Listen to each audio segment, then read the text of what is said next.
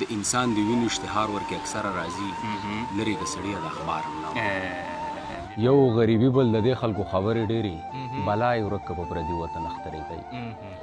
یو غریبي بل د دې خلکو خبرې ډېرې بلا یې ورک که په پردي وطن اخترې کوي د ده په شعر کې عجزي ده دی به بره ځي شوی بلغه مو د پسې به وزرې کوي لا روان دي په تاوان نه ځي ګټې لا روان دي په تاوان نه ځي ما سره په لاره اوس یاران نه ځي وجنې مې او بیا راپسې جاړې هم وجنې مې او بیا راپسې جاړې هم وینې د شهید خو په باران نه ځي ټول عمر مې زړه داسې غوڅ غوڅ ښه دی ټول عمر مې زړه داسې غوڅ غوڅ ښه دی ټول عمر دې ستا د مخ دوران نه ځي سلامونه او نیکې هیلې په پروګرام د غره لمن کې زه بادشاه خان ننګیال او څنګه چې تاسو ته پته وي چې په پروګرام د غره لمن کې موږ ادبي خلک میلمه کوو هغه خلک چې د ادب څخه ناسته پاسته وي د ادب سره تعلق یې شعر لیکي غزل لیکي د شعر مینوالي هغه خلک چې د هغو په لیک کې وزن وي نو نن موږ یو ډېر نوموړی یو ډېر مشهور شعیب باجوړی صاحب راسه میلمه دی ټولو نه مخکې د هغه ډېره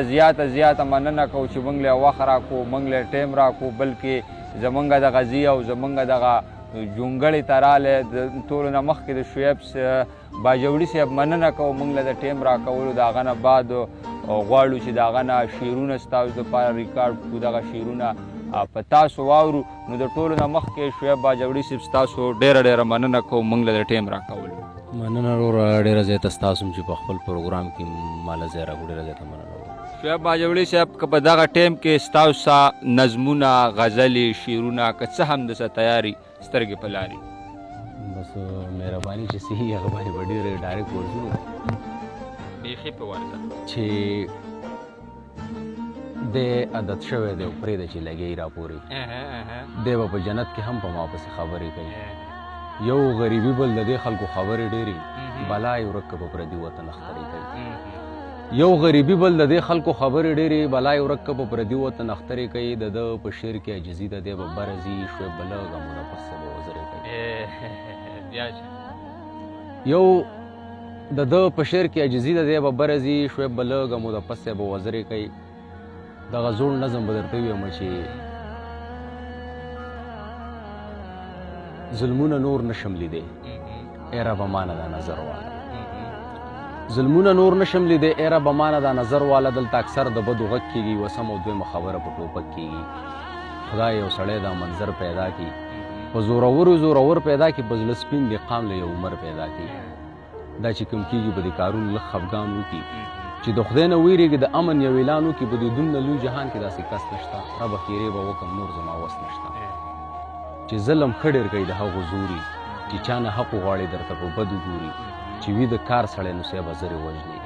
څه په عجیبه اونرې وژنې سترګې پټې کړي او په رڼا مازدیګرې وژني زړونه م ډک دي بس نور اور باندې مه لګوه چې د مړو په یک کندې ته ګزار که خو دا تور باندې مه لګوه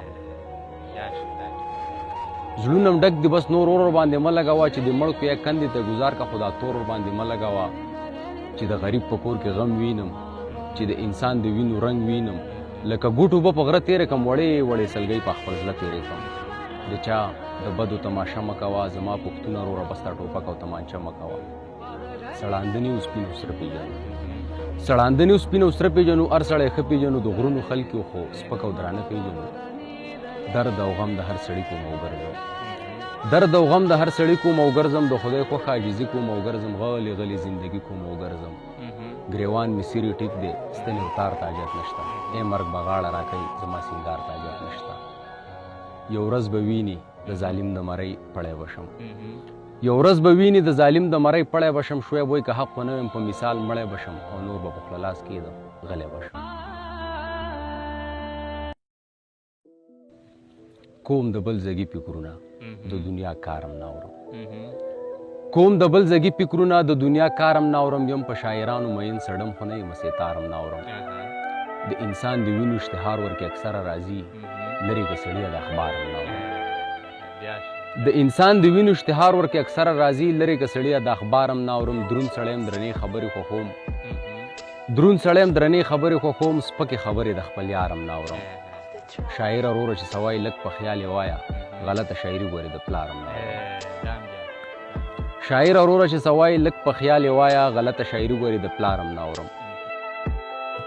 ډیره مننه کوو د شعیب باجوړي چې موږ له دغه ټایم ویستو پروګرام یې راسره ریکارډ کو د یو بل پروګرام پورې ما باچا خان ننګیال له اجازت راکړئ سره د ریاض نصیحت د لوی الله